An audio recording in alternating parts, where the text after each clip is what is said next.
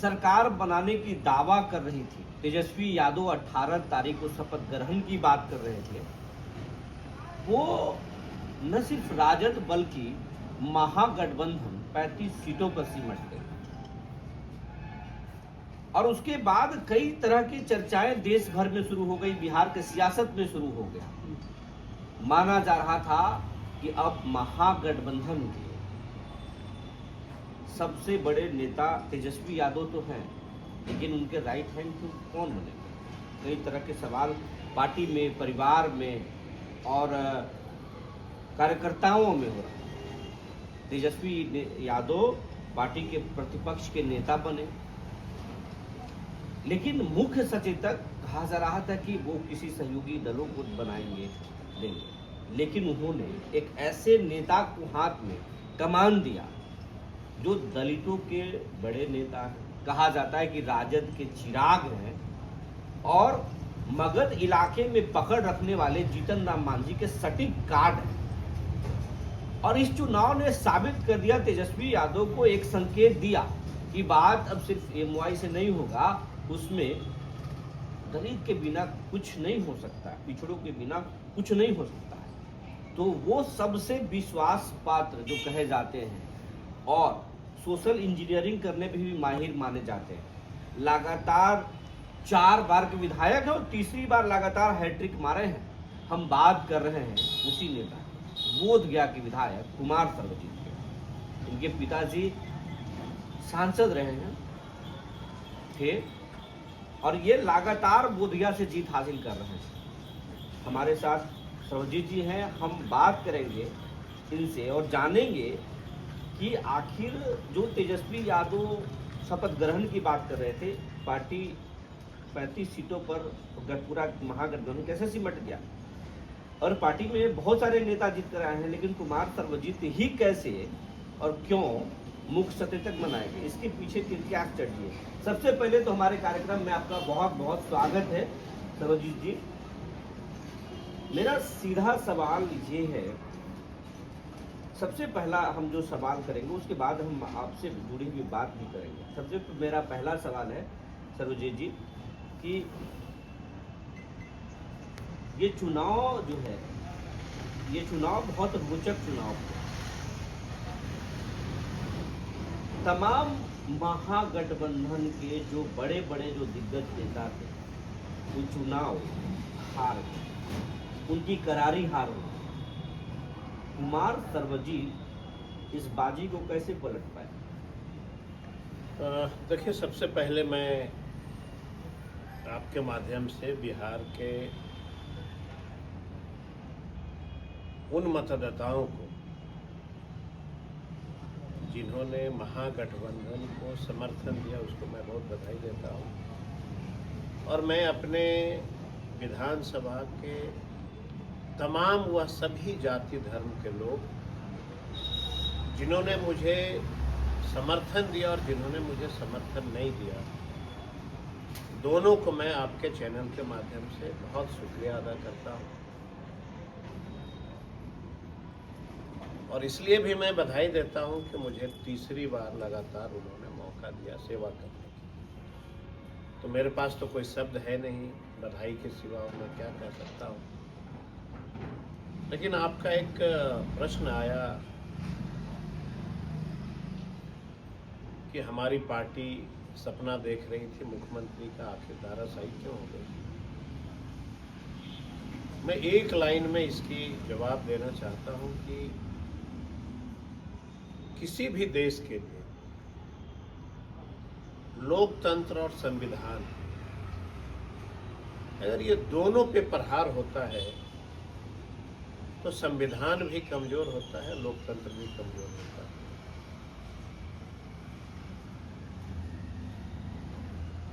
देश में इसी तरह की एक हालात उत्पन्न हुई। भाजपा के साथियों ने पहला काम कि देश में मुसलमानों को अलग थलग करो। ये पहला उनका था कि देश में मुसलमानों को अलग थलग करो। दूसरा प्रहार था जो दलित पिछड़ा है वो एजुकेशन में बहुत कमजोर है। दूसरा प्रहार उसके ऊपर करो, media management, social media management,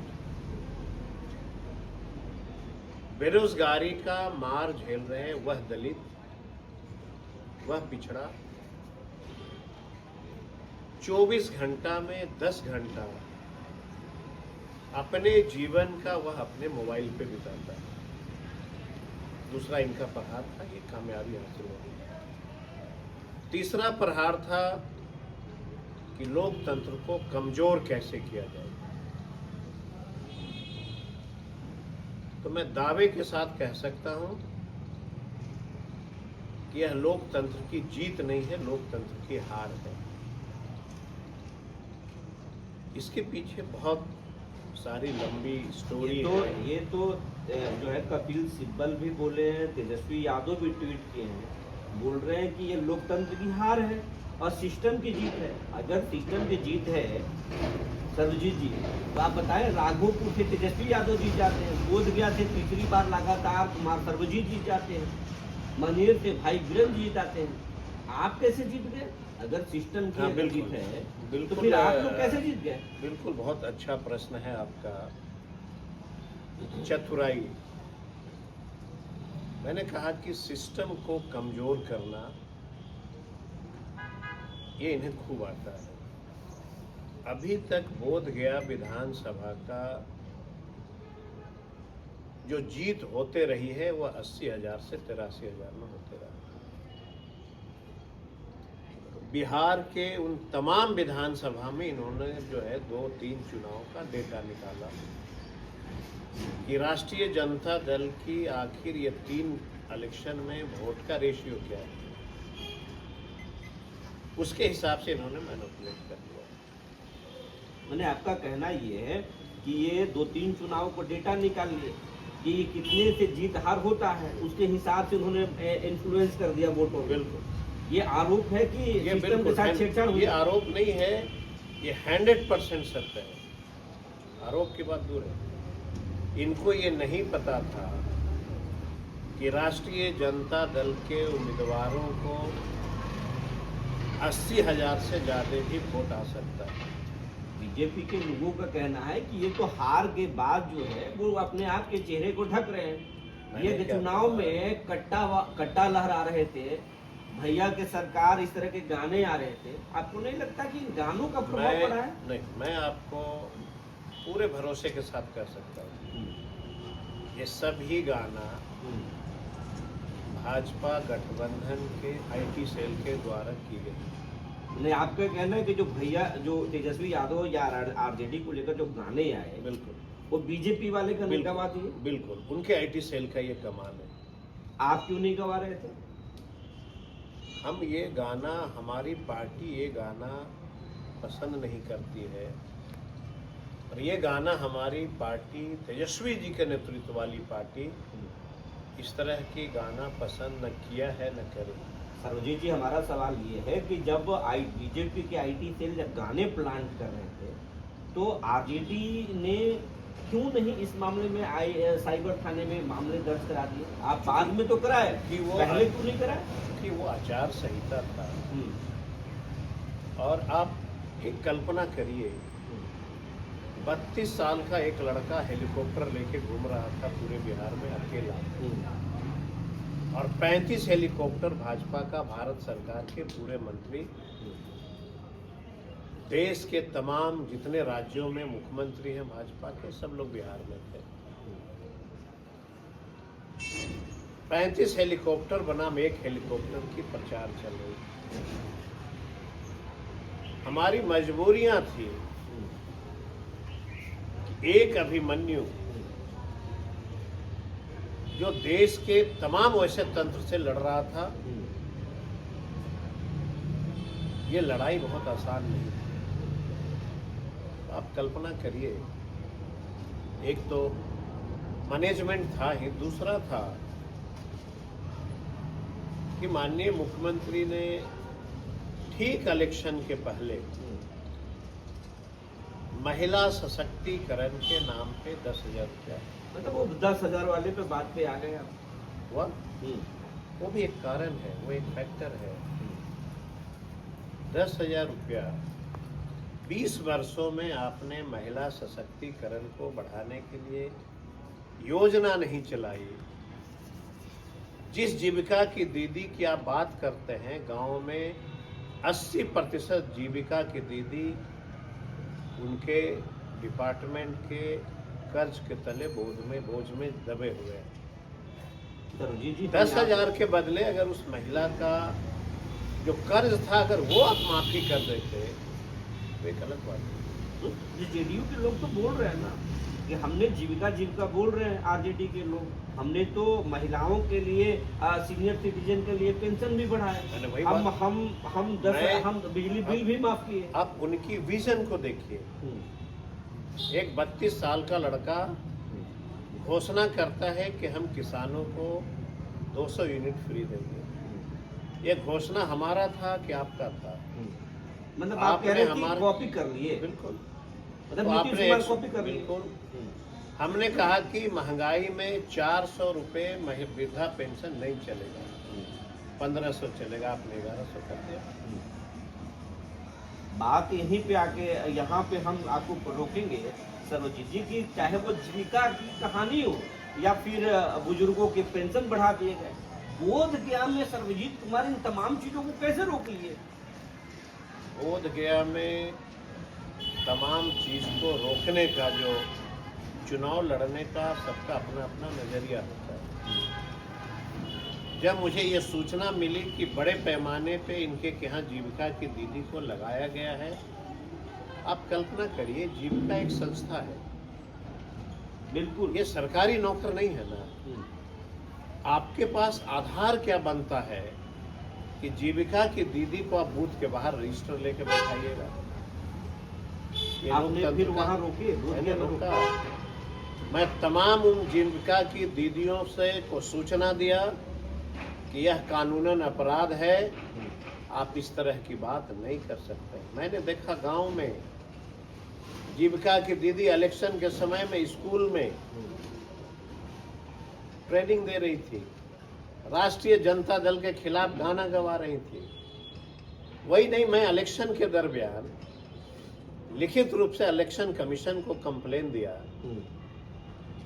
कि हेलीकॉप्टर का पट्टा लगा करके सरकार के जीविका के अधिकारी हमारे यहाँ प्रचार और प्रसार कर रहे हैं। जीविका को आप इलेक्शन वोटिंग का प्रयोग करना, तो ये गठबंधन उनका जो है वो आप माला क्यों पहने हुए थे? वीडियो क्लिप के साथ हमने दिया, लेकिन इन लोगों ने उसको खारिज कर दिया। इसलिए मैंने कहा कि लोकतंत्र कमजोर हो रहा है। और मैं आपको आज एक भविष्यवाणी कर देता हूँ कि जो देश में परिस्थितियां उत्पन्न हो रही है, आज न कल देश में एक विशाल आंदोलन खड़ा होगा। ये तो वही बात हो गई सर्वजीत जी, जो चुनाव के मतगणना से पहले तेजस्वी यादव बोल रहे थे कि हम नेपाल बना देंगे। यह हिंदुस्तान है, हिंदुस्तान को कोई नेपाल नहीं बना सकता है। लेकिन लोकतंत्र में सड़क और सदन दोनों की जगह लड़ाई जो है लीडर लड़ते हैं। मैंने सदन में भी कहा कि आप बहुत ज़्यादा खुशियां नहीं मनाना। अगर सदन में हमारी संख्या घटी है तो सड़क सूनी है। जब पक्ष की मजबूती तगड़ी होती है तो सड़क सूनी हो जाती है। इस सड़क पे आंदोलन होगा, ये मैं नहीं कह रहा हूँ। देश का तमाम जो बुद्धिजीवी पॉलिटिशियन हैं, जो देश के लिए सोचते हैं, देश के लिए करते हैं, जो देश के लिए मर मिटते हैं, उनके मन में इस तरह के विचार आना लाजमी है कि जब लोकतंत्र कमजोर होगा तो आंदोलन की मजबूती होगी। एक चीज सवाल, हर लोगों के दिमाग में ये बात तैर रहा है, फिर हम आपके फैमिली बैठक पे भी हम आएंगे। हर लोगों के दिमाग में ये बात तैर रहा है कि आरजेडी में कई लोग जीत के आए, तेजस्वी यादव के कई लोग, उनके कास्ट के भी लोग जीत करके आए। कुमार सर्वजीत को मुख्य सचेतक बनाया गया। देखिए, मैं आपको एक बात बताने जा रहा हूँ। सर्वजीत कुमार जो है वो हनुमान है, तेजस्वी यादव के नए हनुमान। वही मैं बता रहा था कि हनुमान का डिफिनेशन अच्छा रहेगा कि समाजवाद का डिफिनेशन अच्छा रहेगा। हम एक वैसे परिवार से हैं, हमने लोकतंत्र में जो हमारे पूर्वजों ने समाजवाद का रास्ता चुना है, मैं कभी उससे समझौता नहीं कर सकता। मैंने देश के उन तमाम लीडरों को देखा है समझौता करते हुए। मुझे आज भी याद है जयप्रकाश आंदोलन से निकले हुए कर्पूरी जी के शिष्य स्वर्गीय रामविलास पासवान जी लगातार सदन में समाजवाद की परिभाषा को पूरे देश को बताते थे। उस परिवारों को भी मैंने देखा समाजवाद को लात मारते हुए, दलितों की बात न करते हुए समझौता कर लिया। आपका इशारा चिराग पासवान की और मैं बताता हूँ, वही नहीं, मैंने अठावले साहब को देखा रास्ता भटकते हुए, मैंने स्वर्गीय रामविलास जी को देखा रास्ता भटकते हुए, मैंने जीतन राम मांझी जी को देखा रास्ता भटकते हुए, मैंने चिराग जी को देखा रास्ता भटकते हुए। लोकतंत्र का मतलब राजनीति में सत्ता का सुख नहीं होता है। लोकतंत्र का मतलब गरीबों की आवाज को, पिछड़ों की आवाज को सदन के माध्यम से सरकार को अवगत कराना। आप कल्पना करिए, हर समाजवादी लोग अगर भाजपा से हाथ मिला लेगा तो सत्ता के सुख भोगने वाले लोगों को गरीबी की हालात कौन बताएगा? ये हमें बता दें। आखिर कौन लोग हैं इस देश में? कोई नेता का नाम बताओ जो गरीब का हितैषी हो, हम जो बता रहे हैं। गरीबों की बात करता हम हो। बता रहे हैं ना, चिराग पासवान बोलते हैं दलितों के सबसे बड़े नेता हैं, पासवान समाज के सबसे बड़े नेता हैं, मांझी जी बड़े नेता हैं। मैंने आपको एक बात कहा था अभी कि भाजपा 3 स्तर से काम कर रही है। जिस समाज में एजुकेशन नहीं है उसको चैनल और सोशल मीडिया के माध्यम से उसके माइंडसेट को चेंज करना। चिराग जी बहुत बड़े नेता हैं, मैं बहुत सम्मान करता हूँ। मांझी जी हमारे पिता तुल्य है, मैं बहुत सम्मान करता हूँ। लेकिन अगर आप सत्ता के साथ समझौता कर लेते हैं तो आप गरीबी की बात नहीं कर सकते। मेरा अपना मानना है। मतलब आपका कहना है कि चिराग पासवान और जीतन राम मांझी हो या फिर जो भी दलित की बात करते हैं, पिछड़ों और वंचितों की बात करते हैं, वो सब समझौता कर चुके हैं, अपने रास्ते से भटक चुके हैं। बिल्कुल। राजद क्या? सिंपल सी एक बात मैंने कहा, चिराग जी दलित के नेता कहलाते हैं। क्या चिराग जी हमारे साथ बिहार का एक लिस्ट लेकर के बैठ सकते हैं कि आप अपने राजनीतिक जीवन में बिहार में कितने दलित अधिकारियों को जिला का सिटी एसपी बनते देखा? कितने दलितों को आपने? ये चिराग पासवान को आप चैलेंज कर रहे हैं, आईना दिखा रहे हैं? मैं तो सिर्फ सवाल कर रहा हूँ कि आप सत्ता के बागडोर संभाले हैं, क्या बिहार में आपने देखा है किसी दलित का बेटा को अधिकारी बनते, कलेक्टर बनते?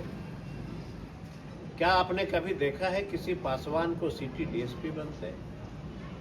क्या आपने बिहार का कोई एक जिला नाम याद है जहां पे कोई पासवान जाति का बेटा एसडीओ बना हो? बिहार के कई जिलों में आपने कहा, बिहार के कई जिलों में दलित डीएम हैं। यही चीज को उनसे डिबेट करना चाहते हैं कि बिहार का कौन दलित का बेटा भी जो बिहार का रहने वाला हो, जो अब जिला में रहने वाला पर बात नहीं है, लेकिन कई सारे आप साउथ की बात न करें। साउथ में जो दलित का बेटा पढ़ के आया है, वहाँ की बनावट और वहाँ की सजावट और बिहार की बनावट और बिहार की सजावट दोनों में बहुत अंतर है। अब हम सदन में मैंने एक प्रश्न पूछा था माननीय मुख्यमंत्री से कि आप अपने नेताओं के साथ मुझे बिहार के दलितों के गांव में ले चलो। मैं देखना चाहता हूं कि 20 वर्षों में आपने दलितों के गांव में कितना काम किया। अब सीधा सवाल हम तो यही क्या बात- कहा जेडीयू भाजपा के साथियों ने? मेरी मां को अपमानित किया जो इस धरती पे नहीं है। मेरी मां को कहा कि कोख उनका गंदा था जो आपको जन्म दिया। ये- अगर दलितों की बात करना, दलितों की डेवलपमेंट की बात करना, अगर कोख गंदा का परिभाषा है तो मुझे स्वीकार है। मैं स्वीकारने के लिए तैयार। मतलब अभी जो हाल में सदन में जो आप पे जो सवाल खड़े किए गए, आपने जो मगध मेडिकल कॉलेज पर जो बात मैंने कहा, स्वीकार किया कि अगर दलितों की बात करना, गोली खाना तो मुझे स्वीकार है। मेरी मां की कोख का अपमानित करना अगर आपको आता है तो मुझे स्वीकार है। इसलिए मैंने कहा था माननीय तो मुख्यमंत्री जी लोगों के को। मन में जो चल रहा है बात, लोगों के मन में चल रहा है कि आरजेडी पहले एमवाई पर चलती थी। किसने कहा? हम बता रहे हैं, लोगों में नहीं, चर्चा किसने है कहा? कि एमवाई पर मैं चलती आप- थी। मैं अब दलितों मैं के आप- बड़े नेता कुमार मैं- परवीन को बनाया मैं जा रहा है। आपको बता और देता कुशवाहा कार्ड भी खेल रहे हैं मैं आप। आपको बताता हूँ। जब सामाजिक न्याय की लड़ाई की शुरुआत हुई, गया जिला में मांझी समाज क्या होता है इसको अगर किसी ने बताया तो लालू जी ने बताया। और जीतन राम मांझी, जीतन राम मांझी तो कांग्रेस में थे। जीतन राम मांझी जी ने अपने राजनीतिक जीवन में कब दलितों की बात किया? जब वो राजनीतिक जीवन की शुरुआत किया तो कांग्रेस के साथ रहे। 15 साल जब लालू जी का राज आया तो इनके साथ भी इन्होंने मंत्री रहा। अब भाजपा का सत्ता है तो भाजपा के साथ है।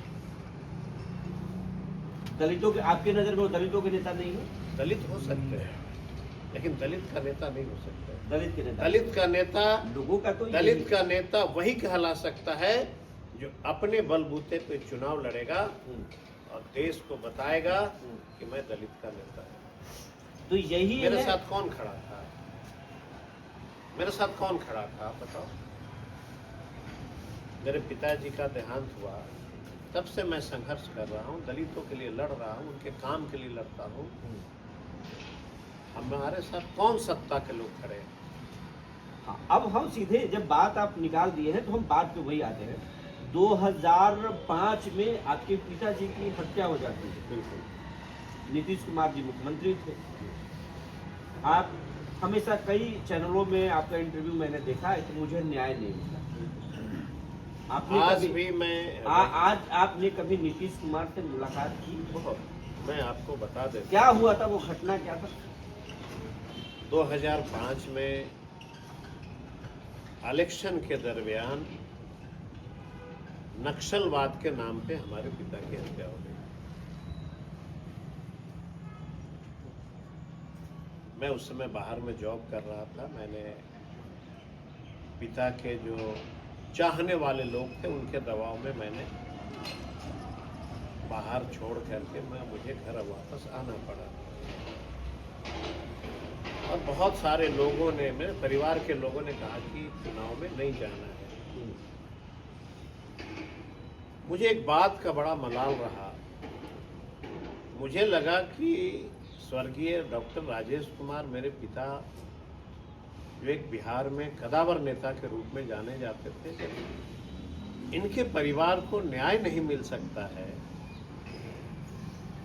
तो भला बिहार में अन्य दलितों को न्याय कैसे मिल सकता है? मुझे लगा कि अगर मुझे न्याय नहीं मिला और मैं ये कह कर के राजनीति में नहीं आऊं तो शायद आने वाली पीढ़ी हमें कभी माफ नहीं करेगा। जब मेरे ऐसे परिवार को न्याय नहीं मिल सकता है तो दूसरे लोगों को जो दलित परिवार में जन्म लेते हैं उसको न्याय कैसे मिल सकता है? जैसे उदाहरण राजू सिंह की हत्या हो गई, सीबीआई की जांच बैठ गई। फिल्म एक्टर की हत्या हो गई, सीबीआई की जांच बैठ गई। मैं देश के माननीय प्रधानमंत्री मनमोहन सिंह के यहाँ से आवेदन या जिन्होंने माननीय मुख्यमंत्री को पत्र लिखा कि डॉक्टर राजेश कुमार सांसद थे और हम लोग के बड़ी कलीग थे, दलित के कदावर नेता थे, इनके परिवार को न्याय मिलना चाहिए। मुख्यमंत्री को पत्र मिला, मुख्यमंत्री ने मुझे न्याय नहीं दिया। पी चिदम्बरम ने पत्र लिखा, गृह मंत्री थे, मुझे न्याय नहीं मिला। बाद में मैं जब वजह जाना तो स्वयं एक ट्रेन में सफर कर रहे थे और माननीय मुख्यमंत्री जी उसी ट्रेन में मुलाकात हो गई कटिहार में आपसे। स्वयं माननीय मुख्यमंत्री ने कहा कि मुझे मलाल है कि राजेश कुमार ऐसे व्यक्ति को मेरे से न्याय नहीं मिल पाया। ये नीतीश कुमार आपसे बात की? स्वयं उन्होंने कहा। मैंने उसी समय उनको ये बात कह दिया कि अगर आपके मुंह से यह बात निकल गई कि मैंने तुम्हें न्याय नहीं दिला सका, यही मेरे परिवार के लिए न्याय हो गया। और उस समय जो आरोप लगा था, बिहार के स्पीकर हुआ करते थे उदय नारायण चौधरी, बहुत बड़े पैमाने पे नक्सलियों के साथ साठगांठ उनका रहा था। ये बड़ा आरोप है। बिल्कुल, जो सत्य है सो सत्य है। हम लोगों का बस यही डिमांड था। यहाँ पे एक एसपी आए थे, उन्होंने बजाबते अनुसंधान में कहा कि भाई उदय नारायण चौधरी इस हत्या में शामिल थे, पुलिस से सुपरविजन। बिल्कुल, इनसे पूछताछ होनी चाहिए। बाद में वही व्यक्ति नीतीश कुमार जी को दगा दे दिया। तब यह बात मुख्यमंत्री ने मुझसे शेयर किया कि मुझे अफसोस है कि मैं आपको न्याय नहीं दिला सका। अभी तो उदय नारायण चौधरी आप ही के पार्टी में है, जिस पार्टी में दल हमारा नहीं है, हम किसी दल के सिपाही हैं और एक वफादार सिपाही हैं।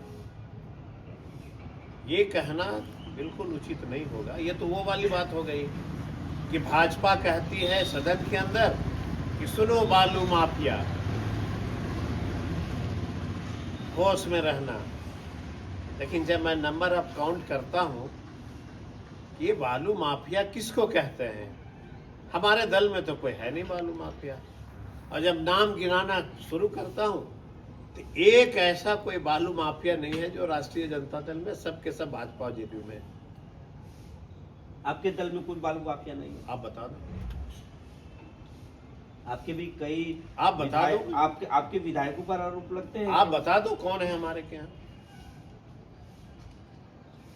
ये आरोप तो भाई वीरेंद्र पे भी लगता है कि वो मदद करते हैं। मदद करना, बालू माफियाओं को। क्षेत्र का जनता अगर बालू कारोबारियों के साथ काम कर रहा हो तो वीरेंद्र सपोर्ट कर सकता है। लेकिन भाई वीरेंद्र पे अगर कोई आरोप लगा दे कि भाई वीरेंद्र बालू माफिया है, ऐसा नहीं हो सकता।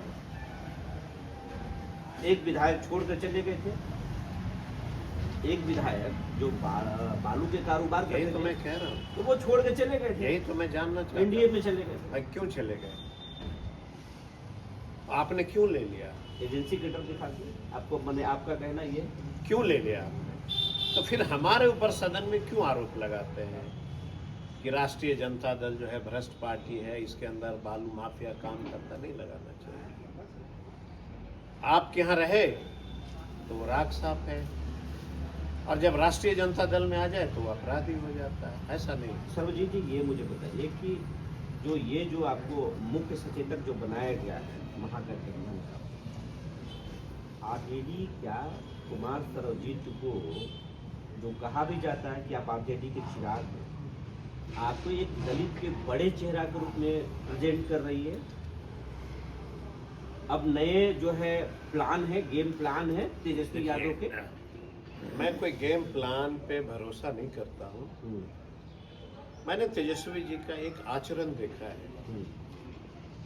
जो व्यक्ति सच्चे दिल से समाजवादियों पे भरोसा करता हो, उनके बताए हुए रास्ते पे अगर चलना पसंद करता हो, तो तेजस्वी यादव उसको जिम्मेवारी देते हैं। और मैंने तेजस्वी जी को एक बात को आगाह किया कि सदन की जो बनावट है उसमें दलित और पिछड़ों की भागीदारी नगण्य है। मेरी बात को गंभीरता से समझिएगा। मैंने इसलिए कहा कि बिहार में जातीय जनगणना के आधार पे सबसे बड़ा बिहार में दलितों की आबादी निकल के आई, तो फिर दलितों का 38 सीट ही क्यों रहेगा? जब बिहार में जातीय जनगणना हो गई, जातीय जनगणना के आधार पे दलितों की भागीदारी लोकतंत्र में सबसे अधिक है, तो फिर 38 सीट ही सदन में क्यों रहेगा? पहला सवाल। दूसरा, पिछड़ों की आबादी, तो पिछड़ों की भागीदारी सदन में घट क्यों गई?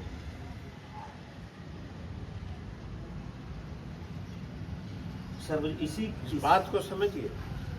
तो मैंने कहा तेजस्वी जी को कि सदन के अंदर पिछड़ों और दलितों की भागीदारी शून्य हो गई है, तो सदन में आपकी बात को यह सरकार सुनेगी कि नहीं सुनेगी, ये बड़ा चैलेंज के बात होगा।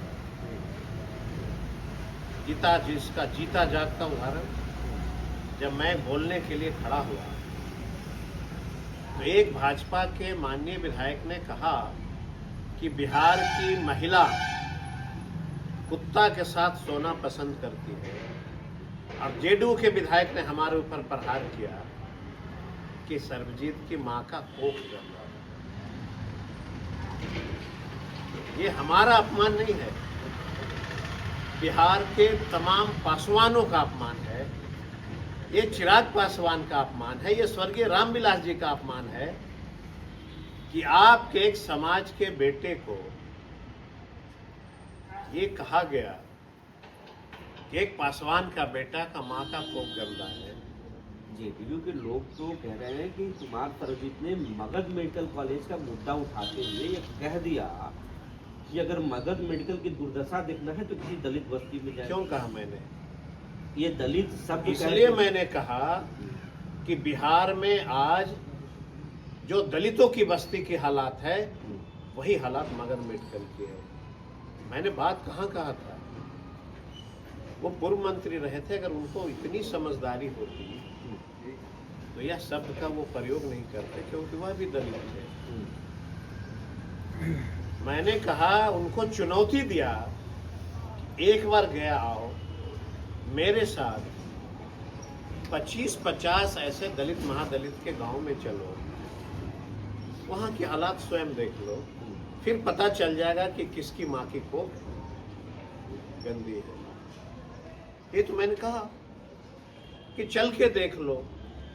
लगातार मैंने आपको कहा कि तेजस्वी जी को मैंने आगाह किया था, फिर से मैं दोहरा रहा हूं कि सदन में दलितों और पिछड़ों की भागीदारी शून्य पे पहुंच गई है, तो अपमान सहने के लिए तैयार रहना होगा और उस अपमान के खिलाफ सड़क पर उतरना पड़ेगा। तो नीतीश कुमार तो आपको देख के मुस्कुरा रहे थे, आप भी उन पे चचा पर हंस रहे थे, क्या कुछ अंदर अंदर चल रहा है?